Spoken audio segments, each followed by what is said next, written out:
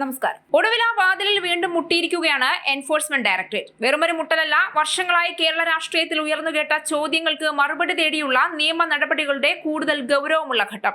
മുഖ്യമന്ത്രിയായിരുന്ന പിണറായി വിജയന്റെ മകൾ വീണ വിജയനെ ചുറ്റിപ്പറ്റിയ CMRL എക്സാലോജിക് സാമ്പത്തിക ഇടപാട് കേസ് ഇപ്പോൾ ആരോപണങ്ങളുടെ രാഷ്ട്രീയ വേദിയിൽ നിന്ന് രേഖകളുടെയും മൊഴികളുടെയും നിയമ നടപടികളുടെയും വേദിയിലേക്ക് കൂടുതൽ ആഴത്തിൽ നീങ്ങുകയാണ്.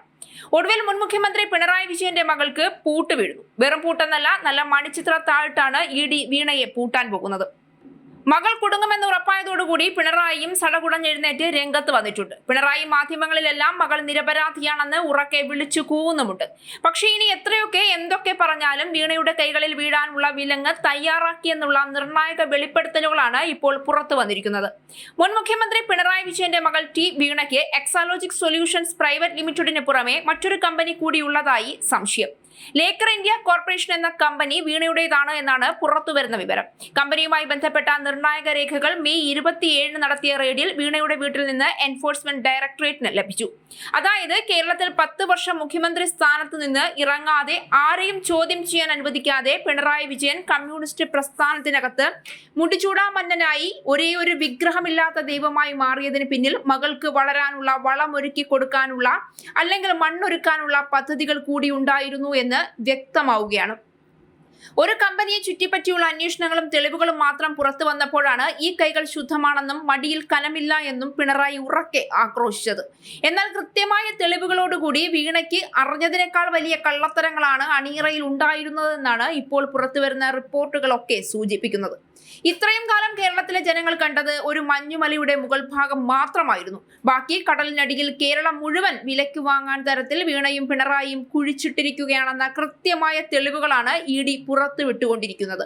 വീണയുടെ HDFC ബാങ്ക് അക്കൗണ്ടിലെ 1,37,088 രൂപ, എക്സാലോജിക്കിന്റെ 27,585 രൂപ എന്നിവയ്ക്കൊപ്പം ലേക്കർ ഇന്ത്യയുടെ 15,57,414 രൂപയും ED മരവിപ്പിച്ചിട്ടുണ്ട്.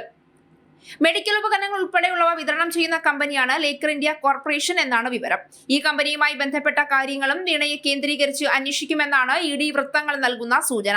നേരത്തെ CMRL എക്സാലോജിക് സാമ്പത്തിക ഇടപാട് കേസിൽ വീണയ്ക്കും പ്രതിപക്ഷ നേതാവ് പിണറായി വിജയനും കുരുക്കായി ശശിധരൻ കർത്ത EDക്ക് നൽകിയ മൊഴി പുറത്തു വന്നിരുന്നു. പിണറായിയുമായുള്ള വ്യക്തിപരമായ അടുപ്പത്തിന്റെ പേരിലാണ് വീണയ്ക്കും കമ്പനിക്കും പണം നൽകിയതെന്നാണ് കർത്ത നൽകിയ മൊഴി. വീണയോ എക്സാലോജിക്കോ CMRLന് സേവനങ്ങളൊന്നും നൽകിയിട്ടില്ല എന്നും അദ്ദേഹം EDയോട് പറഞ്ഞിരുന്നു. 2024 ഏപ്രിൽ 17 ED രേഖപ്പെടുത്തിയ മൊഴിയാണ് ഇപ്പോൾ പുറത്തു വന്നത്.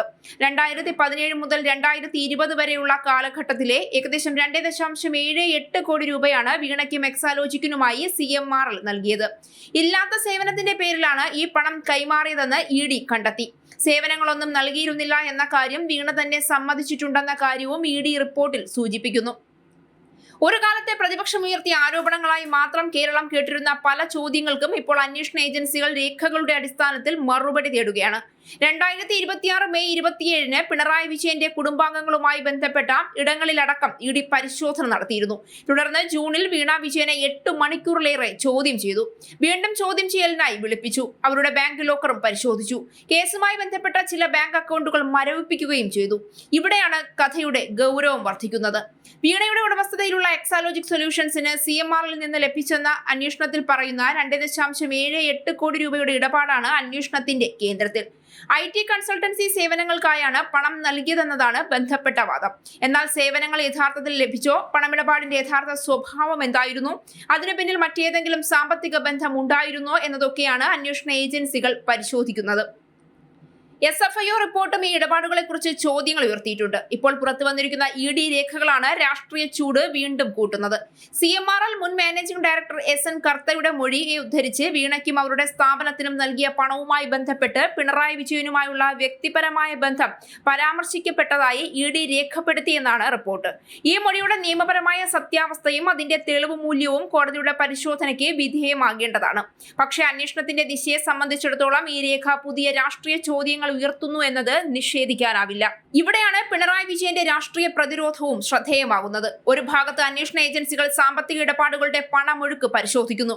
മറുവശത്ത് മകൾക്കെതിരായ ആരോപണങ്ങൾ രാഷ്ട്രീയ പ്രേരിതമാണെന്ന നിലപാടിൽ പിണറായി ആവർത്തിച്ചു നിൽക്കുന്നു. ഇടതുപക്ഷവും ഇതേ നിലപാട് സ്വീകരിക്കുന്നു. എന്നാൽ ഇനി ചോദ്യം ഇതാണ്: രാഷ്ട്രീയ വിശദീകരണങ്ങൾക്കപ്പുറം രേഖകൾ എന്താണ് പറയുന്നത്? പണം നൽകിയതിന് പണിയെടുത്തതിന്റെ തെളിവുകളുണ്ടോ? സേവനം നൽകിയതിന്റെ തെളിവുണ്ടോ? ഇടപാടുകൾക്ക് പിന്നിൽ മറ്റ് എന്തെങ്കിലും രാഷ്ട്രീയ ബന്ധമുണ്ടോ? അന്വേഷണത്തിൽ ഉന്നയിക്കപ്പെടുന്ന ഓരോ ചോദ്യത്തിനും കൃത്യമായ മറുപടി ലഭിക്കേണ്ട കാലഘട്ടത്തിലേക്കാണ് കേസ് നീങ്ങുന്നത്. ഇത് പിണറായി വിജയനെതിരെ കുറ്റം തെളിഞ്ഞുവെന്നല്ല, അതുപോലെ വീണ വിജയൻ കുറ്റക്കാരിയാണെന്നും ഇപ്പോൾ പറയുന്നില്ല. കോടതിയിൽ കുറ്റം തെളിയുന്നതുവരെ നിയമപരമായി എല്ലാവരും നിരപരാധികളാണ്. എന്നാൽ അന്വേഷണത്തിന്റെ വ്യാപ്തി വർദ്ധിപ്പിക്കുന്നതും പുതിയ രേഖകൾ പുറത്തു വരുന്നതും ഗൗരവമുള്ള ചോദ്യങ്ങൾ ഉയർത്തുന്നതും വാർത്ത തന്നെയാണ്. ഇവിടെയാണ് 10 വർഷത്തെ പിണറായി ഭരണകാലത്തെ രാഷ്ട്രീയ സംസ്കാരത്തെക്കുറിച്ചുള്ള വലിയ ചോദ്യവും ഉയരുന്നത്. ഭരണാധികാരിയുടെ കുടുംബവുമായി ബന്ധപ്പെട്ട സാമ്പത്തിക ഇടപാടുകളിൽ സംശയങ്ങൾ ഉയർന്നാൽ അതിന് ഏറ്റവും ശക്തമായ മറുപടി നൽകേണ്ടത് രാഷ്ട്രീയ പ്രസംഗങ്ങളിലൂടെയല്ല, സുതാര്യമായ രേഖകളിലൂടെയാണ്. മടിയിൽ കനമില്ല എന്ന് പറയുന്നതിനേക്കാൾ ശക്തമാണ് ഒരു ഇടപാടിന്റെ ഓരോ ഘട്ടവും പൊതുസമൂഹത്തിന് മുന്നിൽ വയ്ക്കാൻ കഴിയുക. വീണ വിജയൻ ഒരു രാഷ്ട്രീയ നേതാവല്ല, ഇടതുപക്ഷ പാർട്ടിയുടെ ഔദ്യോഗിക ഭാരവാഹിയുമല്ല. എന്നിട്ടും അവരുടെ സ്ഥാപനവുമായി ബന്ധപ്പെട്ട സാമ്പത്തിക ഇടപാട് കേരള രാഷ്ട്രീയത്തിലെ ഏറ്റവും വലിയ വിവാദങ്ങളിൽ ഒന്നായി മാറിയത് എന്തുകൊണ്ടാണ് എന്ന ചോദ്യത്തിന് രാഷ്ട്രീയ നേതൃത്വം മറുപടി പറയേണ്ടതുണ്ട്.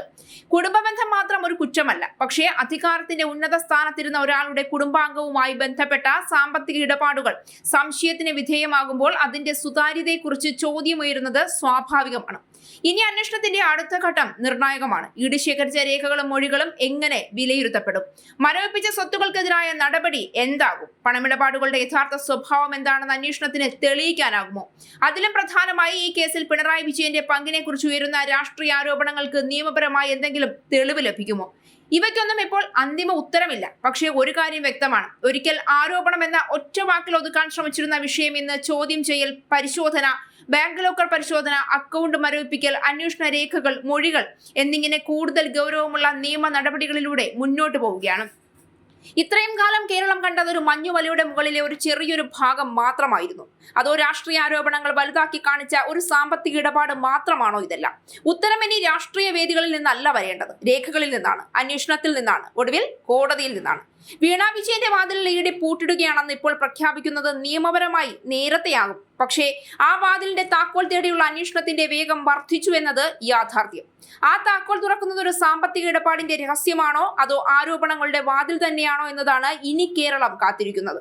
പിണറായി വിജയൻ എത്ര ശക്തമായ രാഷ്ട്രീയ പ്രതിരോധം തീർത്താലും, വീണ വിജയൻ എത്ര ശക്തമായി നിയമപരമായ വിശദീകരണം നൽകിയാലും അവസാനം സംസാരിക്കുക ഈ രേഖകളായിരിക്കും.